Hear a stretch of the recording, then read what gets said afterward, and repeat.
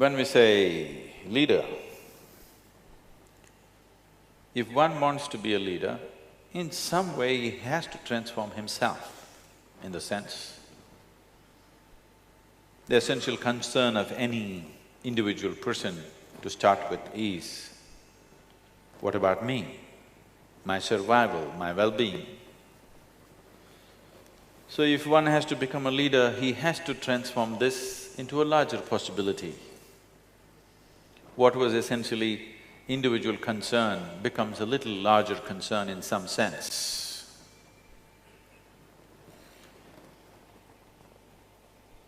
What is being looked forward to from a leader is, he should be able to see things that other people are not able to see.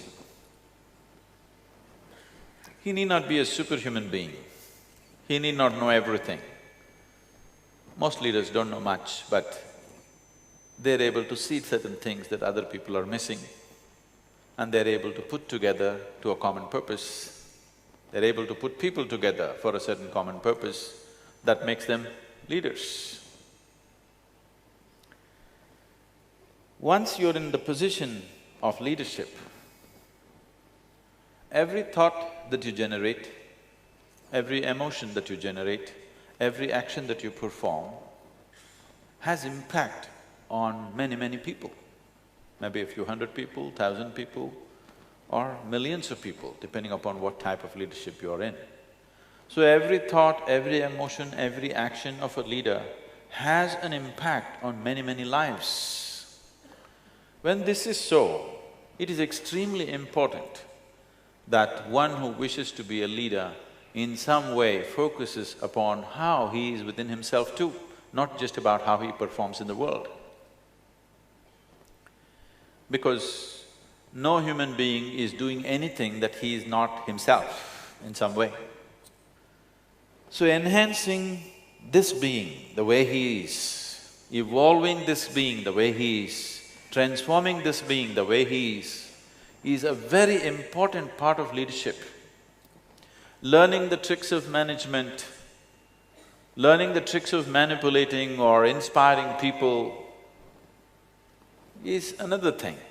But the most important thing is, learning the art of evolving this being is very, very important, because everything that being… as your leadership becomes of greater scope and greater possibility, every thought that you generate in your mind has an impact on people around you.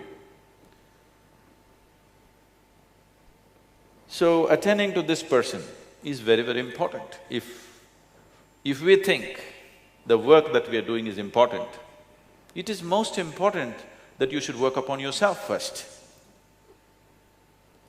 Because you cannot produce anything that other than what you really are. You will only produce who you are in so many different ways. Who you are, what your mind is, what your emotions are, how you are right now will manifest in every action that you perform in the world.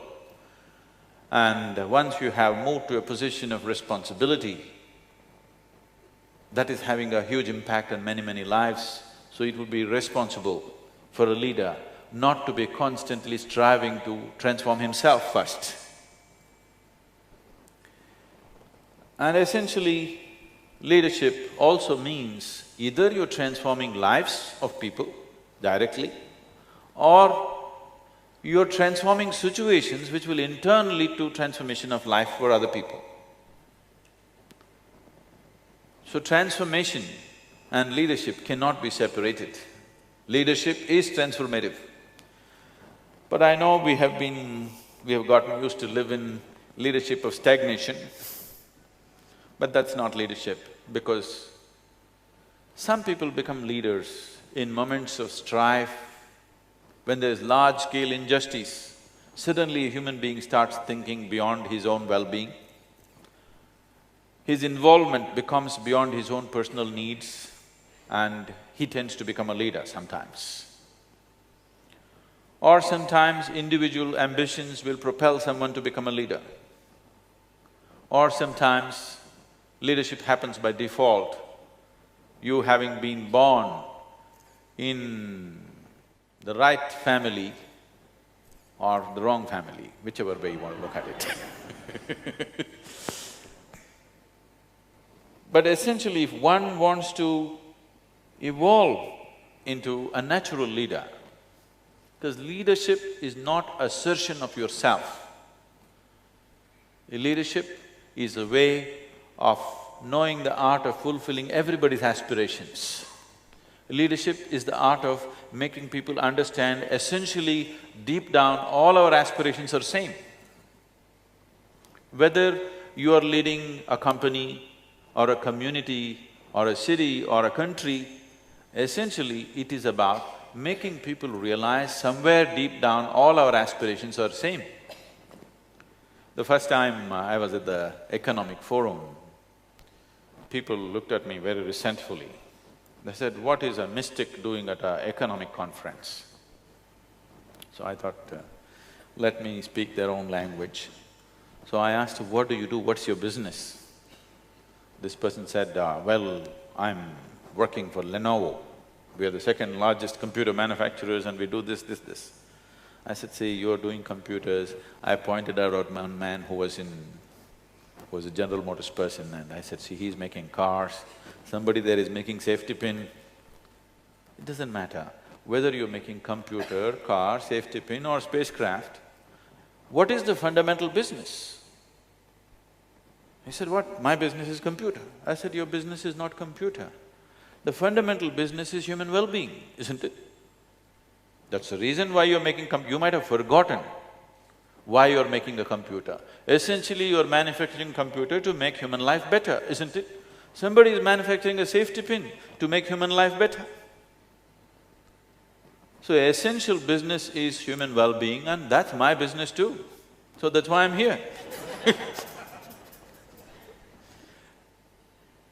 Everybody's business is human well-being. It is just that it is only the scale and scope which is different from person to person. One person thinks human well-being means just my well-being, my individual well-being is human well-being, I don't care what happens to somebody. For another person, human well-being means him and his family. For another person, human well-being means him and his community. For another person, it's him and his country. For another person, it's the whole world. Only in scale, human beings can be different. Otherwise, every human being's aspiration is human well-being, isn't it so? Yes? Is there somebody who is not involved in human well-being? Only the scale is different, isn't it? So, if your scale is larger than individual well-being, then you are a leader. So if it is larger because you think, because of your ambition, it'll be stressful. If you've taken this on because your family pushed you into it, it'll be very stressful. You will become a natural leader. Being a leader is not certain position, it is just a certain capability and fulfillment of our aspirations. In the sense, nobody can become a leader without a certain spiritual element in him. No, don't get like that. When I say spiritual, I am not talking about you joining some religion or joining up with some group. Essentially, spiritual process means expanding the horizons of your perception and experience of life and oneself. In some way, your perception of life has enlarged itself beyond self-preservation. You're thinking not just about this being well, you're thinking of making things happen for lots of people, that makes you into a leader. So this can happen out of your thought, or this can happen out of necessity of situations in which you exist, or this can happen because your perception has truly expanded. When I say perception has expanded, shall we do an experiment with you? Can I do an experiment with you? Take your right hand, touch your left hand and see. Is that you? Is this you? Touch the chair on which you're sitting. Is that you? No. How do you know this? What is the basis of your experience which tells you this is me, this is not me? Hmm? Don't sit there like yogis, I'm the yogi.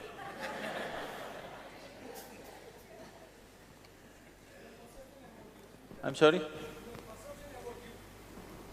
No, no, no. What is it that tells you this is me and this is not me?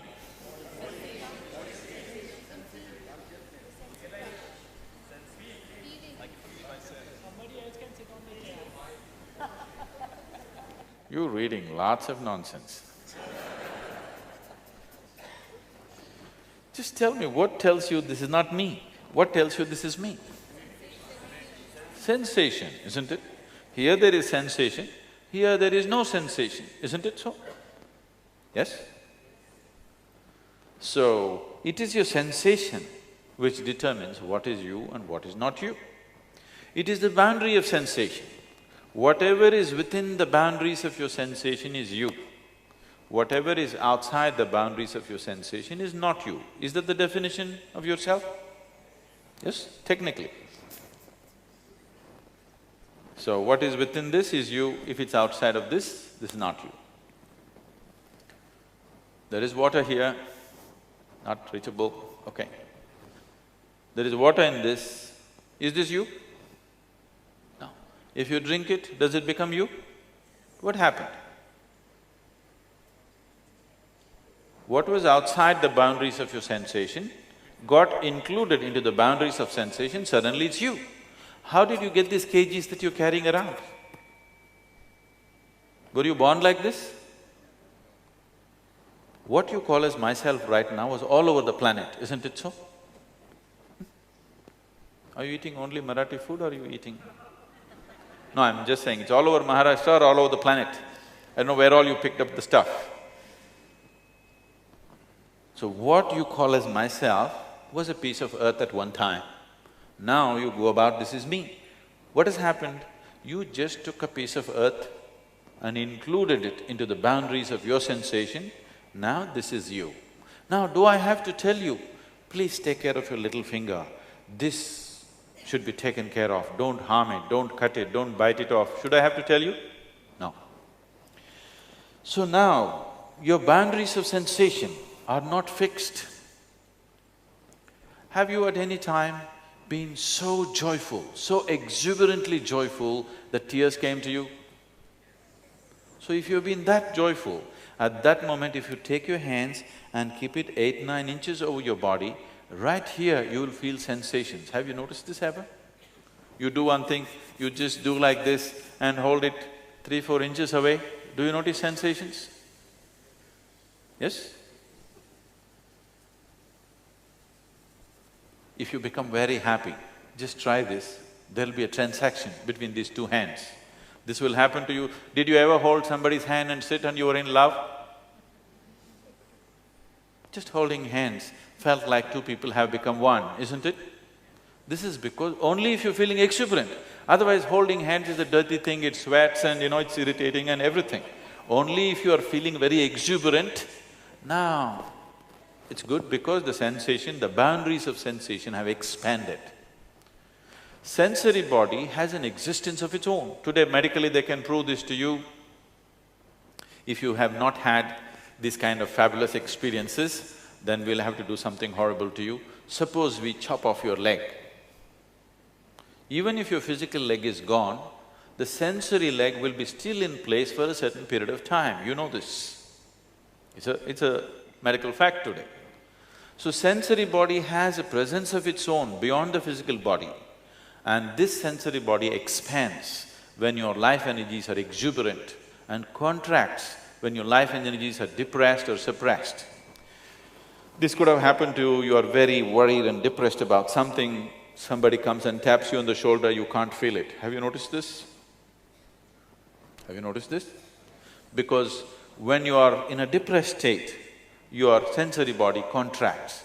When you're in an exuberant state, it expands. If you consciously crank up your life energies to a certain level of exuberance, if you sit here, suppose your sensory body became as large as this hall, now you would experience all this as a part of yourself. If you experience these people as you experience the five fingers of your hand, because what is within these five fingers was also outside some time ago, isn't it? Yes? This is slowly you accumulated into the boundaries of sensation. It was outside and you included into the boundaries of sensation, now you experience this as myself. Suppose you stretched your boundary of sensation to this whole hall, after that, do I have to tell you, be good to this person, don't harm that person, don't kill that person? Do I have to teach you morality? Would you naturally do what best you can do for all this life around you? Then you are a natural leader. That's what a leader is supposed to be. Either you are manipulating yourself into your leader, which is very stressful, or because you experience everything as yourself, you do the best you can do according to your capability. Each individual can function only to the limits of his capability, isn't it? And your capabilities are at their best. This can be… there is substantial medical evidence and scientific evidence for this. Your body and your brain will function at its best only when you're exuberant, when you're joyful, when you're ecstatic. Your whole system functions at its best. Have you noticed this yourself? Haven't you noticed this experientially? When you're peaceful and joyful, is your body and brain functioning at its best? A man went to the neurologist and asked him, "Doctor, how long can a man live without a brain?" The neurologist looked at him and asked, "How old are you?"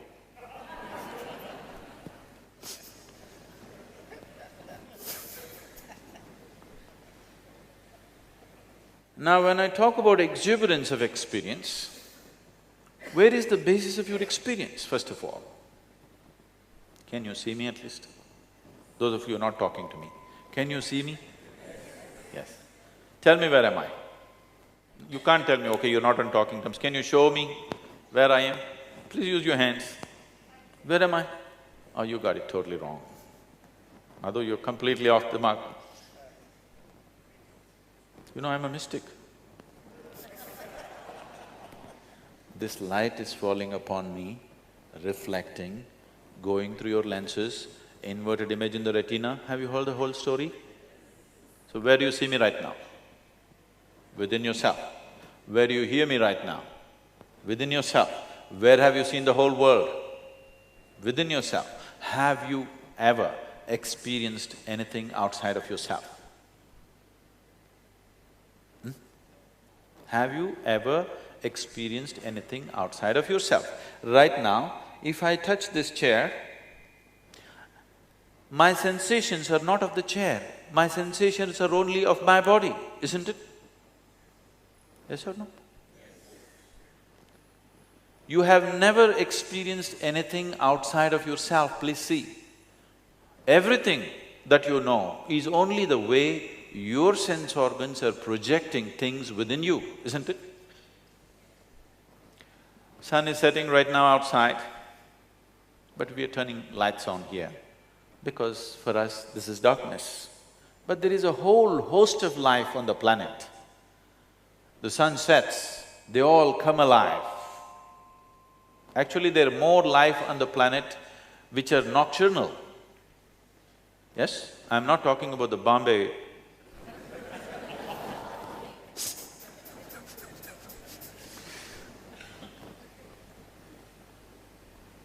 there is more life on the planet which comes alive in the night than in the day.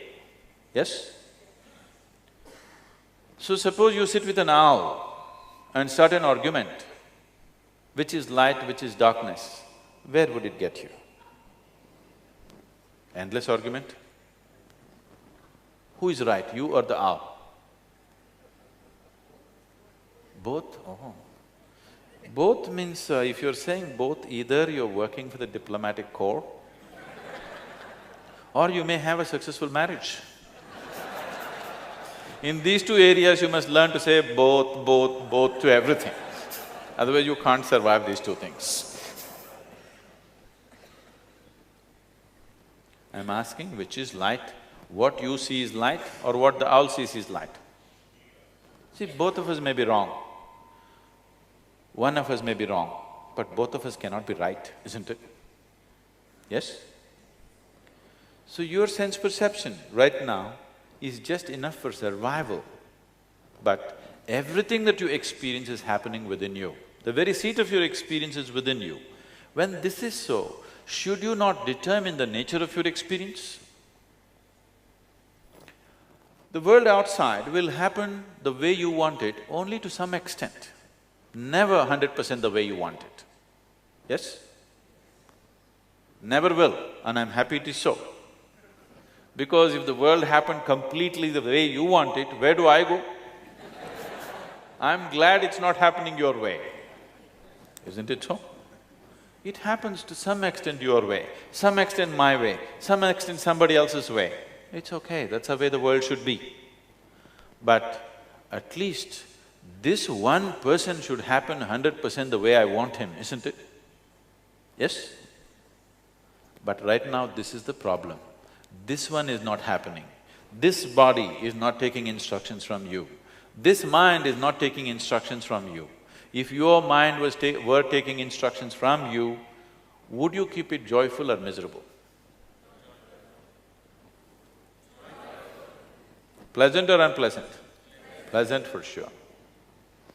If you are joyful, your sensory body would be all over the place. There would be a deep sense of inclusiveness.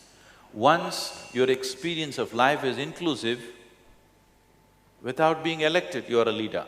Without being appointed, you are a leader. Don't think whoever is appointed is always the leader. There are all kinds of leaders all over the place who are managing things and taking things in their own way, isn't it? Yes or no? Because of their sense of inclusiveness. Wherever there's inclusiveness, people will look for guidance in that direction, isn't it so? Yes? Whoever reverberates with you, you look for guidance in that direction, not to the appointed person up there, isn't it? So, there is a certain possibility within the human being which has been left unexplored by most of the humanity. Can I tell you my own story, is it okay? You shouldn't sleep off, okay? Because once upon a time, if I start, most people think it's bedtime has come. This is not once upon a time story. I know I look ancient enough, but it's not a once upon a time thing. Some time ago. When I was just 3-4 years of age, one thing that I realized was that I did not know anything. I was so utterly, absolutely ignorant about everything. This came to my awareness. So if somebody gives me a glass of water, I will just be staring at this for 3-4 hours at a stretch. Somebody gives me a dry leaf, I'll be looking at it for hours. If I sit up in the bed, I'll be just staring at nothingness for the whole night. To a point where my father, who happens to be a physician, started thinking I need psychiatric evaluation. He got really worried. This boy just stares without blinking his eyes. Something wrong with him. I'm like this. I'm looking at something because I don't know anything, I have to pay attention to every small thing. Everybody around me going about blissfully, they know everything. I'm asking you, even today, do you really know what this water is? Do you really know? I'm asking. Are you just, oh, water, H2O? Do you know what is H? Hydrogen. Do you know what's damn hydrogen? Atom, this much. Do you know what that is? We have still not deciphered a single atom in the existence. Yes or no? Yes? With all the scientific exploration, we still do not know the nature of a single subatomic particle in the existence yet. Yes, is that a fact? So I'm just staring at everything like this, and people think I need psychiatric evaluation. And they send me to school. I didn't go there too often. I went whenever it was necessary. And I go and somebody's talking, the teachers, I'm just staring at them.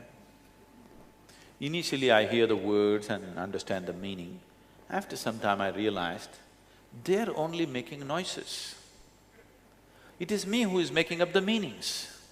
See, right now, I'm making only noises. You assume you know English language and you are making up the meanings, isn't it? If you do not know English language, I'm just making noises, haven't I? So I stopped making meanings. Just started looking at the teachers. Suddenly it was very amusing. Then, with a big grin on my face, I'm staring at them, which was very irritating for the teachers. I'm staring without blinking because I'm absorbing all the sounds but without meanings. Don't do that to me now, okay? Then as I stared and stared, see, as I paid more and more attention to everything, everything around me started transforming itself, changing itself in such a dramatic way. After some time, I was not even hearing the sound, I was just seeing people doing acts. And as I paid attention, I found that even this human form just evaporated from my vision and I would see hazy, ghost-like figures going all over the place. And I'm completely amused with a big grin on my face, I'm like this. People think I'm going nuts. So I'm looking at the teacher, I know him through and through, but I don't know what the hell he's talking about. One day this happened, I remember this situation very well because about 4 months ago, this school invited me to speak at their alumni meeting. I said, please, not me, because I was not just not a good student, I was not even a student. Why do you want me? They said, no, we want you. I said, why? They said, our school has produced scientists, our school has produced great managers, our school has produced test cricketers, but you are the only mystic, so you have to come. So I went there for this alumni meeting and all the buildings are same and all my memories came back to me.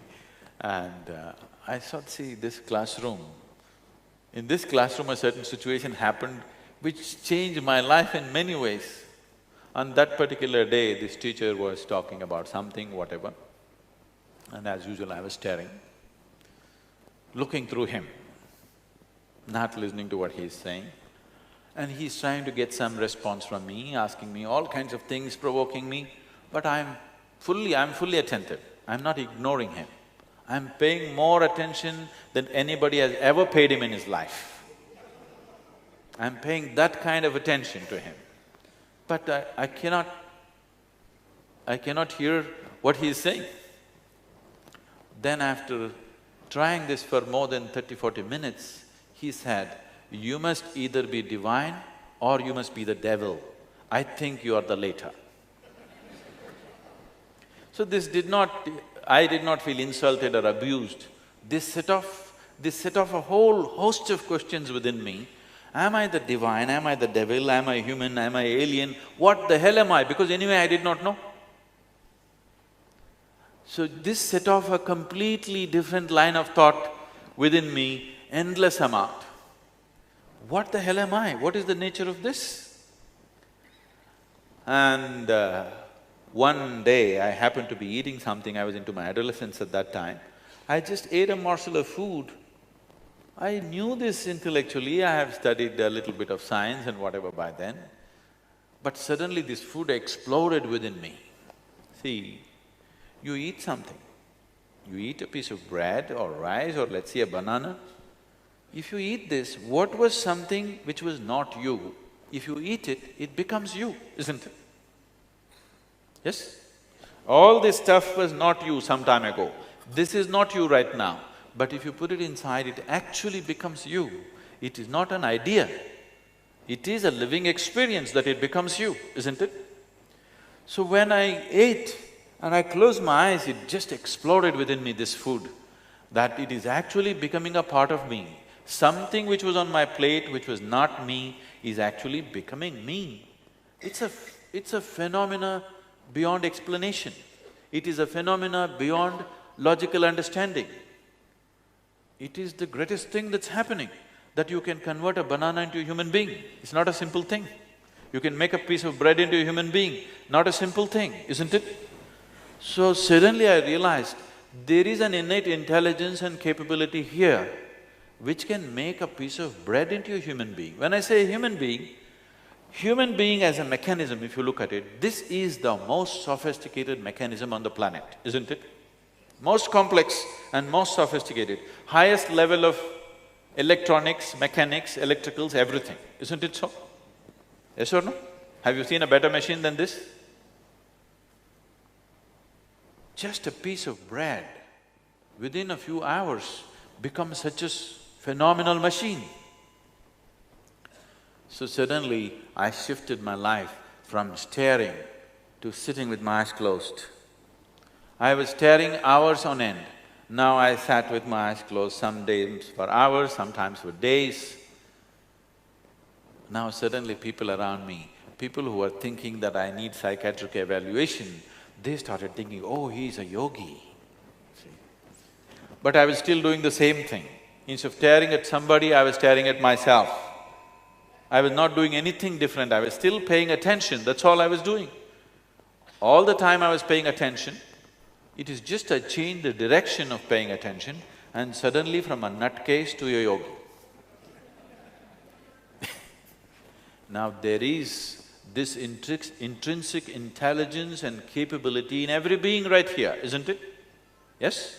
If you could only access, the very source of creation is right here. If you could only touch it, you would be phenomenally capable, isn't it? You don't have to learn leadership somewhere. You will be a natural leader because the very source of creation, that which makes life is here within you, trapped, he cannot get away. Please look at this. If you only strive to make the necessary contact with this, if you find access to this, leadership is natural. Leadership is not about you asserting yourself over somebody. It is about being able to harness everybody's aspirations and make it happen.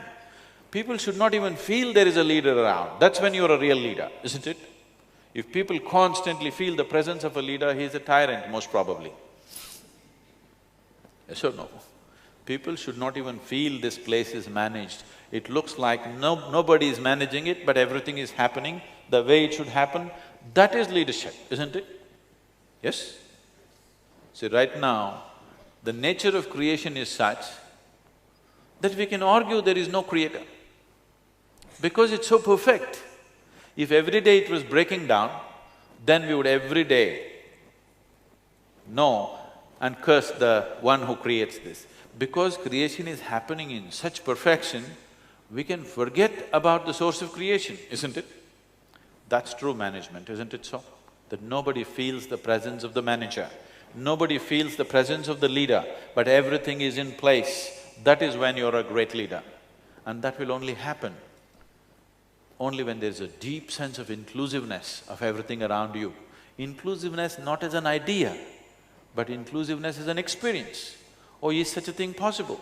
Well, once again, modern science is telling you, if you sit here right now, this moment, as you're sitting here right now, every subatomic particle in your body right now is in constant transaction with the rest of the cosmos.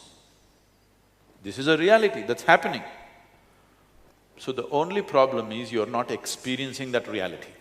If you're experiencing that reality, there would be a deep sense of inclusiveness. When there is inclusiveness, when you feel everything as myself, nobody has to teach you integrity, nobody has to teach you morality, nobody has to teach you what's right and wrong. Nobody has to teach you what's right and wrong towards yourself, isn't it? Only with reference to the other there is a problem. So spiritual process means you have eliminated the other. There is no other for you in this world, there's only you. When there's only you, there's absolutely no problem. You'll do the best that you can do and that's all there is with life. That's all there is with life, isn't it? Have you fully expended yourself? Everything that you are, has it been used or not? Whether you can perform like somebody else or not is not the question. The question is, have you used this being fully for whatever it is?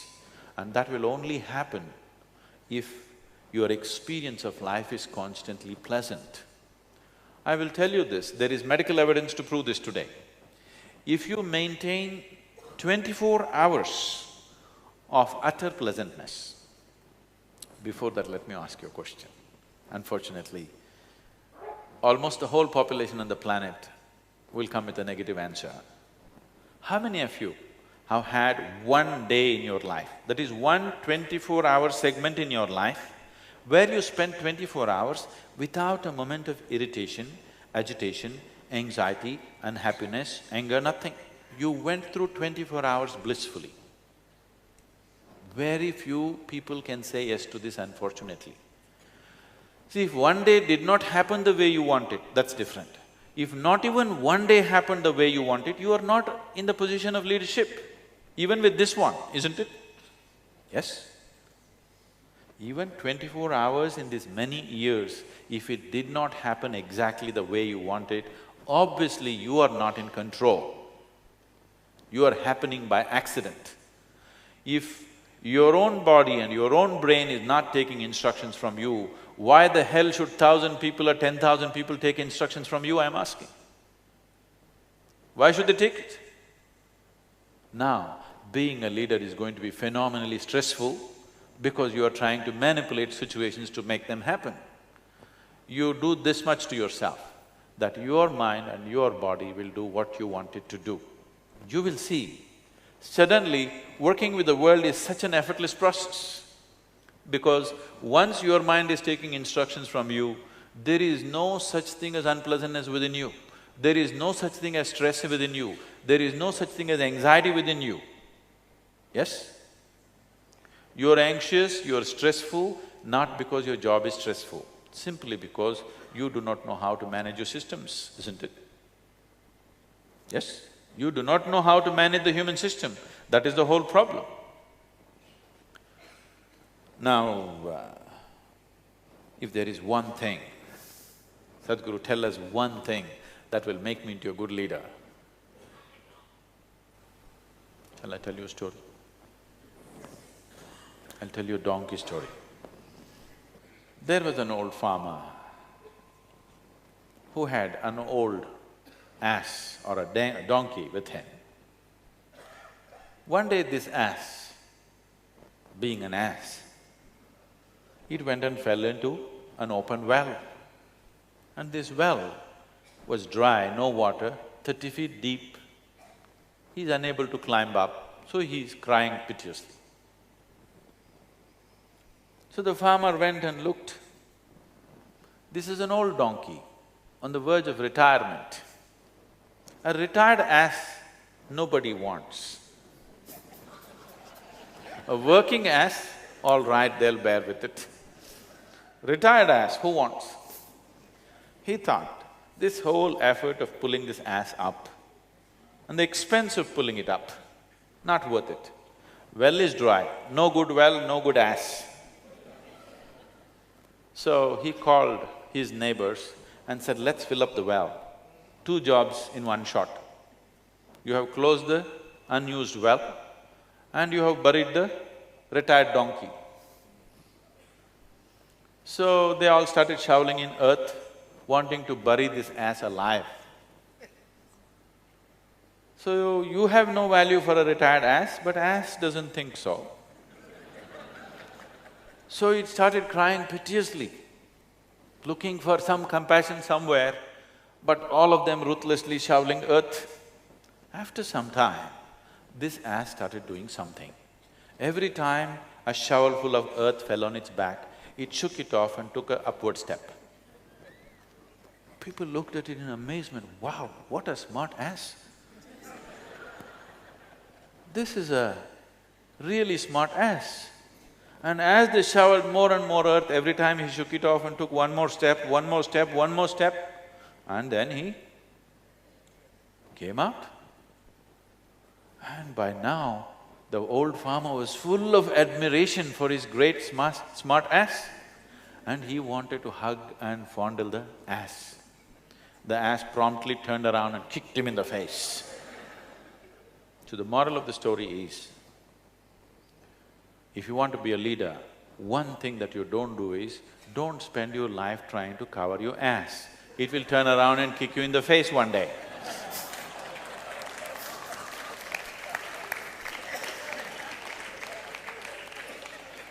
Because what people expect you from a leader is that first of all, he is straight. People don't appreciate you manipulating them. People appreciate that first of all, you are straight. You don't have to be brilliant to be a leader.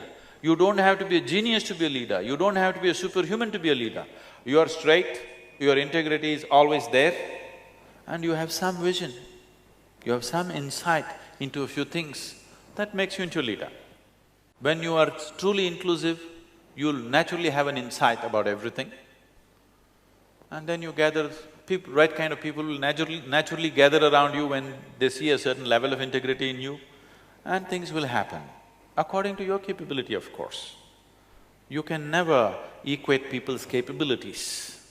People come with different capabilities, it's fine. But the question is just this, are you able to use yourself to the fullest extent or no? If you yourself are an issue, so please see, you yourself are an issue on a daily basis. When you are an issue, you cannot handle issues on the outside. So if you make yourself like this, that this is not an issue anymore. Now, you can attend to the outside issues to the best of your capability and your leadership will happen effortlessly without being stressful to you or to anybody for that matter. It's transformative leadership. If you have questions, please. Any kind of question. Sadhguru, why is it that today, in the name of leadership, we see so much of insecurity among leaders?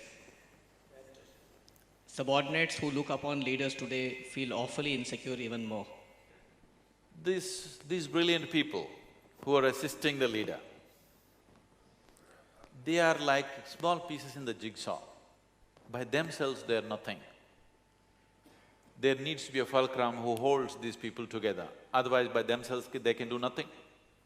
If there wasn't a leader, these people could never be harnessed and they would never find expression to their intelligence.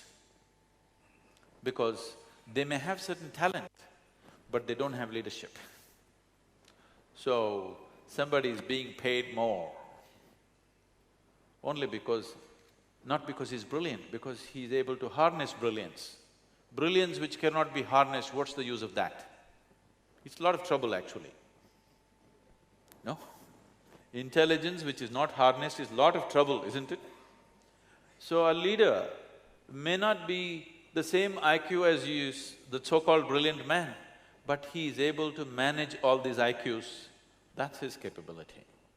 He gets paid for that. You get paid for your IQ.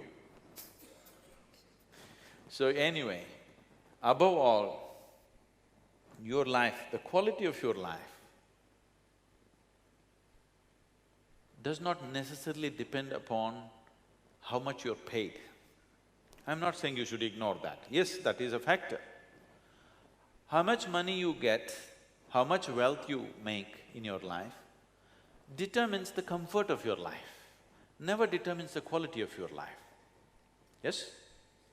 It gives you certain access, it gives you certain comfort, it facilitates a few things around. But essentially the quality of your life is in how joyfully you're creating what you're creating, isn't it? If you are absolutely giving yourself and if you're brilliant as one claims to be, and if you're really making things happen to the best of your ability, in many ways you become indispensable for any group of people, isn't it? So instead of thinking of increment, I think people should focus on how to become indispensable. That people can't believe that without you, this situation can work. It will work anyway. Tomorrow morning if I fall dead or you fall dead, the world will go on fine, don't have any illusions about that. But people should believe that without him, how to live, how to make this work. If people get such feeling, then you will be substantially rewarded. But the true reward is in the joy of doing what you're doing, not in what you get at the end of the month, isn't it? What you get at the end of the month facilitates a few things, maybe determines the kind of house you live in, determines the kind of car you drive, but how joyful you drive the car, that it doesn't come from that, isn't it? How joyful you live in this house is not determined by that. So your quality of life is the way you experience it, not what you have, where you are. So please, once you said this, that your quality of life is determined, anyway you're joyful by your own nature, you will function at your best and your capabilities will be rewarded. Today or tomorrow it has to be rewarded. Sometimes there may be some slowdown, sometimes maybe you have to make a little noise and make them know that you are there. Because it's a large picture, somebody may not notice you. But the important thing is, in your life, the important thing is, are you enjoying the process of life or are you cribbing through your life? This is most important, isn't it? Yes? I guess my question is, where do we get started and what is the path? So that, again, this doesn't become a subconscious experience and then we again wait for this kind of thing to happen. What are the practical things that we can do so that we kind of don't leave this session saying, okay, it was another great talk, but I don't really know what do I need to do, so at least I know I'm trying to make the effort. You want some tips?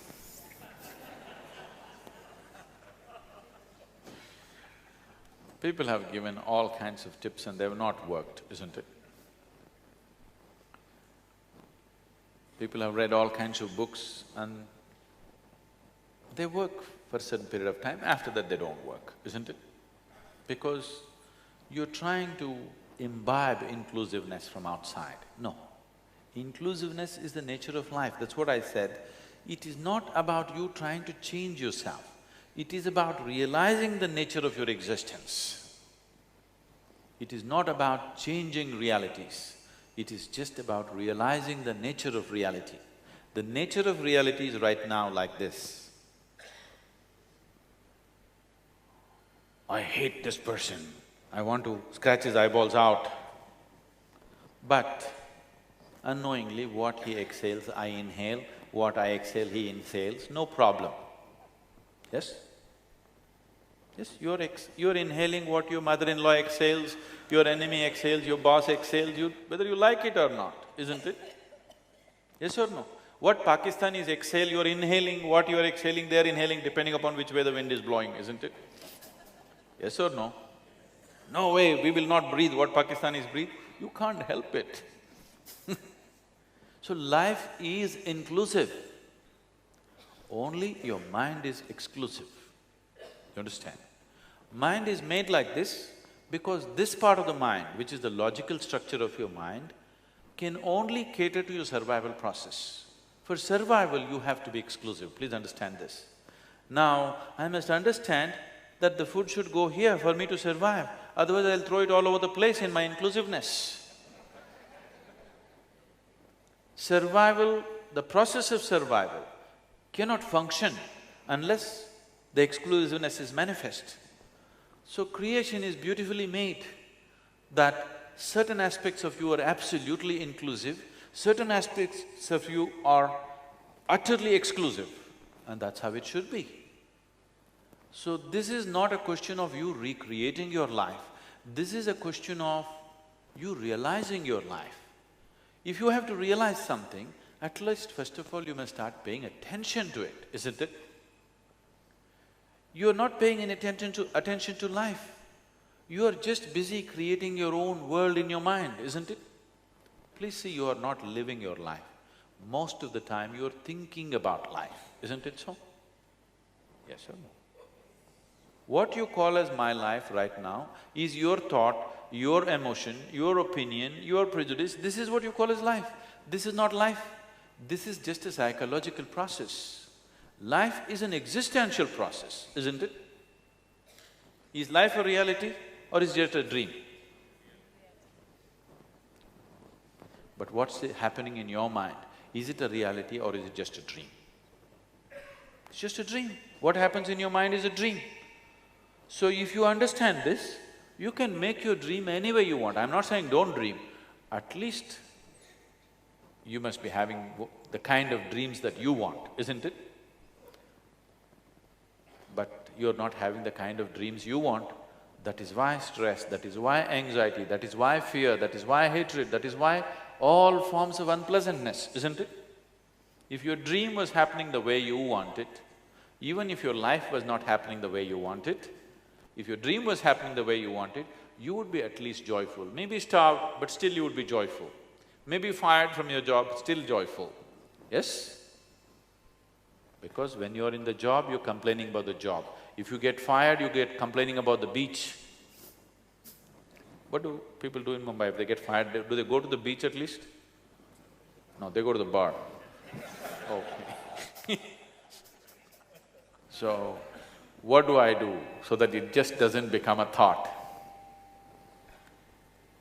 First and foremost thing is, when I started this with myself, everything was like a fantastic discovery for me, and I started working towards creating this and making this happen. This whole technology of how to make this happen the way I want it. Then I discovered that I was a fool who was trying to reinvent the wheel. Any number of people for thousands of years have known this, but I thought I arrived at it. For me, it was like that, because for me, I had no spiritual teaching, I had no guidance, I had no nothing. Suddenly this burst upon me and I think this is it. It's the first time eureka. But after some time I realized thousands of people, millions of people, for thousands of generations have known this.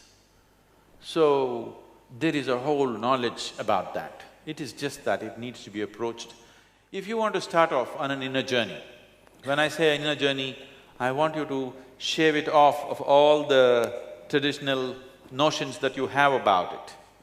Right now, you understand your experience of life is limited to what's happening within you.